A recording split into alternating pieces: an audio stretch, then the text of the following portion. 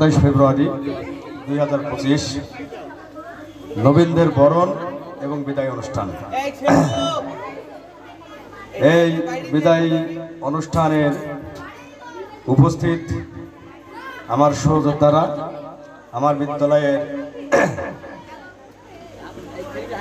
সম্মানিত শিক্ষকবৃন্দ, কর্মচারীবৃন্দ, আমার সামনে উপবিষ্ট নবীন প্রবীণ সকল শ্রেণীর ছাত্রবৃন্দ, সবাইকে জানাই আমার আন্তরিক শুভেচ্ছা ও সালাম।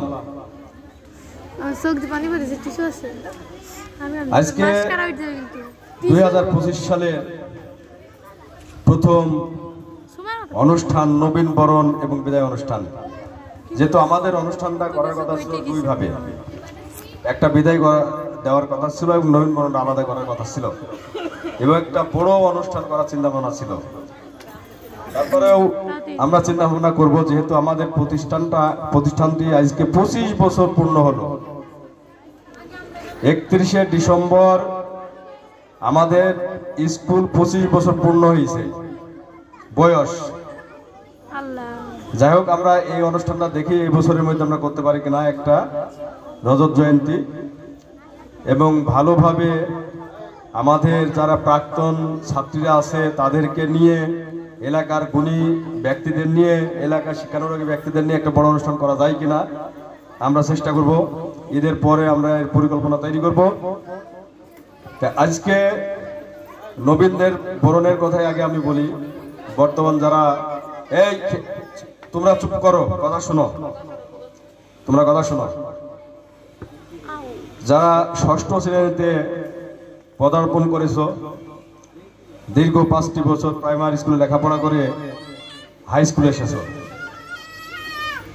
প্রাইমারি স্কুলের জীবন এক, হাই স্কুলের জীবন এক, তাই না? আলাদা না?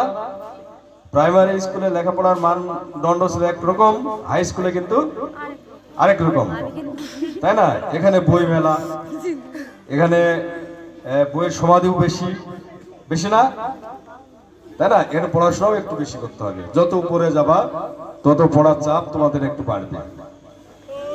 তাই এই সময়টাকে তোমাদের কাজে লাগাতে হবে, যেহেতু এখন তোমাদের লেখাপড়া করার সময়। স্কুলটাকে সুন্দর করে গড়ে তুলতে হবে, পরিষ্কার পরিচ্ছন্ন থাকতে হবে, নিজেদের ক্লাসরুম নিজেদেরকে পরিষ্কার করতে হবে। সেই সাথে সাথে পড়াশোনায় মনোযোগী হতে হবে। বাবা মা লেখাপড়া শেখায় কি জন্য? কি জন্য শেখায় বলো? যে আমার মেয়েটা ভালো শিক্ষায় শিক্ষিত হবে, তাই না?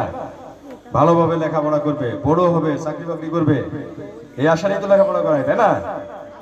হ্যাঁ, তোমাদের চিন্তাধারা ঠিক ওরকম হইতে হবে। তোমাদের বাবা মার মুখকে উজ্জ্বল করতে হবে, ঠিক আছে? আর বিদায়ী শিক্ষার্থীদের আমি বলি, সামনে 10 এপ্রিল এসএসসি পরীক্ষা। সময় কিন্তু আর বেশি দিন নাই, আগামী 10 এপ্রিল পরীক্ষা। তোমাদের এখনো যে কয়দিন সময় আছে, এই কয়দিন বিভিন্ন দিকে চিন্তা ভাবনা না করে পড়াশোনায় মনোযোগ হতে হবে। যাদের একটু দুর্বল পিছিয়ে আছো, তারা কিন্তু এখনো সম্ভব ভালো রেজাল্ট তৈরি করার। আমি চাই আমার স্কুল মেয়েরা সবাই ভালো একটা রেজাল্ট করুক, আমাদের স্কুলের মুখ উজ্জ্বল করুক, সমাজের মুখ উজ্জ্বল করুক, তার বাবা মার মুখ উজ্জ্বল করুক। আর একটা বিষয় হচ্ছে, আরো দিক নির্দেশনা স্যাররা তোমাদের বক্তব্য দেবে।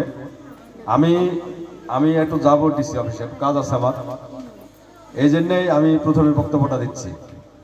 তোমরা বিভিন্ন বক্তব্য দেবা, আমি আইসি তোমাদের সাথে আবার এই যে ভিজিট অনুষ্ঠান হবে, আমি তখন অংশগ্রহণ করব, বুঝা গেছে? যাই হোক, পরীক্ষা দেওয়ার সময় আমাদের গত কয়েকদিন আগে ইউনো অফিসে একটা মিটিং হয়েছে। যেহেতু 1 মাস স্কুল ছুটি, এই ছুটির মধ্যে আমরা কিন্তু তোমাদের সাথে ফোনে কথা বলবো, আমাদের স্যাররা কথা বলবে, তোমাদের গার্জেনদের সাথে আমরা কিন্তু কথা বলবো, তোমরা পড়াশোনা করছো কিনা, বুঝা গেছে? যেহেতু রমজানের পরেই কিন্তু তোমাদের পরীক্ষা, রমজানের ছুটি হচ্ছে 8 তারিখ পর্যন্ত, তোমাদের পরীক্ষা 10 তারিখে, তাই না? এর মধ্যে আমরা তোমাদের ডাকবো। আজকে তোমরা যারা আছো সবাই ফোন নম্বরগুলি, তোমাদের ফোন নম্বরগুলি একটা কাগজে লিখে আমার অফিসে দিয়ে যাবা, শাহনাজের হাতে দিয়ে যাবা। আমি নাম্বারগুলো নেব তোমাদের, ঠিক আছে? এসএসসির মেয়েদের বলছি আমি, এসএসসি ব্যাচ, তোমরা ভালো করে শোনো। তোমরা নাম আর মোবাইল নাম্বার তোমরা লিখে একটা কাগজে লিখে শাহনাজের কাছে দিয়ে যাবা, আমি তোমাদের সাথে যোগাযোগ করবো। এর মধ্যে তোমাদের প্রয়োজন পড়তে পারে আমাকে, বা আমার তোমাদের প্রয়োজন হতে পারে, ঠিক আছে? আর ক্লাস বর্তমান 10 যারা, বর্তমান 10 এর মেয়েরা শোনো, এই বর্তমান 10 এর মেয়েরা শোনো, তোমাদের হচ্ছে নাম সংশোধনের একটা সুযোগ দিয়েছে বোর্ড থেকে। নাম, বিভাগ, বিষয় না, বিভাগ, বিষয় আর গ্রুপ, এটা সংশোধনের সুযোগ দিয়েছে। এইটা হচ্ছে তোমরা আজকে অথবা শনি রবিবারে হলেও তোমরা এটা দেখে নিবা। তোমাদের একটা শীট দিছিলাম না রেজিস্ট্রেশনের, ওইতে সবাই তো স্বাক্ষর করছো তাই না?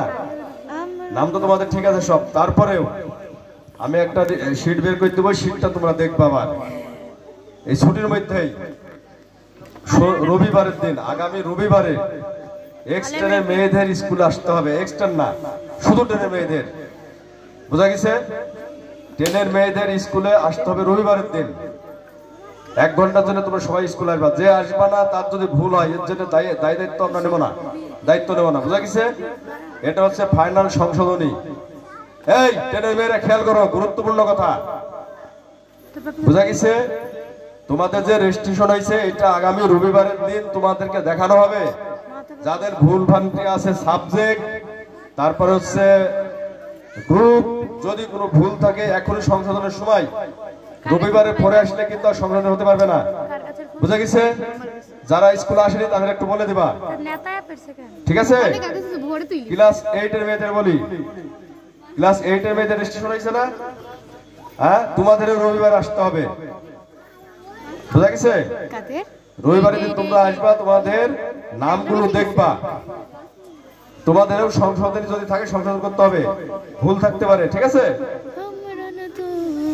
আর এসএসসি ব্যাচ যারা 2025, তোমাদের জ্ঞাতকটা আমি বলি, বিদায় আসলে এটা চিরস্থায়ী বিদায় না। বিদায় 2 ধরনের, একটা ক্ষণস্থায়ী, একটা চিরস্থায়ী। আমরা কিন্তু চিরস্থায়ী বিদায় তোমাদের দিচ্ছি না। তোমাদের সাথে আমাদের অনেক দেখা হবে, তোমরা স্কুলে আসবা, তোমরা ভালো রেজাল্ট করলে আমাদের স্কুলে আসবা না? দেখা করতে আসবে না? তোমরা সার্টিফিকেট নিতে আসবা, মার্কশিট নিতে আসবা, দেখাতে হবে। বিদায় হচ্ছে ক্ষণস্থায়ী। তারপরে আমি বলি, যেহেতু বিদায়টা তোমরা দীর্ঘ আমাদের স্কুলে 5টি বছর লেখাপড়া করলা, তোমাদের স্যাররা তোমাদের যতটুকু পেরেছে তোমাদের জ্ঞান দেওয়ার চেষ্টা করছে। তাদের জ্ঞানের মাঝে, তার জ্ঞান দেওয়ার মাঝে ভুল করে থাকলে তোমরা ক্ষমা করে দেবা। আর তোমরা যদি কোনো ভুল করে যেহেতু তোমরা আমাদের মেয়ের মতো, আমরা তোমাদের ভুলগুলো আমরা কিছু মনে করি না, বুঝা গেছে? যেহেতু মেয়েরা বাপের কাছে ভুল করতেই পারে, তাই না? হ্যাঁ, বাপ মায়ের কাছে সবই কিন্তু সমান। আমরা চাই তোমাদের গার্জেন হিসাবে, তোমাদের শিক্ষক হিসাবে আমরা চাই তোমরা একটা ভালো রেজাল্ট করে আমাদেরকে উপহার দেবা। কি পারবা না? এই যে কয় মাস আছে, কয় মাস বলতে কি 1 মাস টাইম আছে, তাই না? এই 1 মাস যদি ভালো করে পড়ো, ইনশাল্লাহ তোমাদের ভালো রেজাল্ট হবে। আমি দোয়া করি তোমরা ভালো একটা রেজাল্ট করো, ঠিক আছে? সবাইকে আমি আমার স্কুলের পক্ষ থেকে ধন্যবাদ জ্ঞাপন করে, এবং আমার স্নেহের 6ষ্ঠ শ্রেণীর ছাত্রীদের স্কুলের প্রাণ ঢালা অভিনন্দন জানিয়ে আমি আমার বক্তব্য শেষ করছি।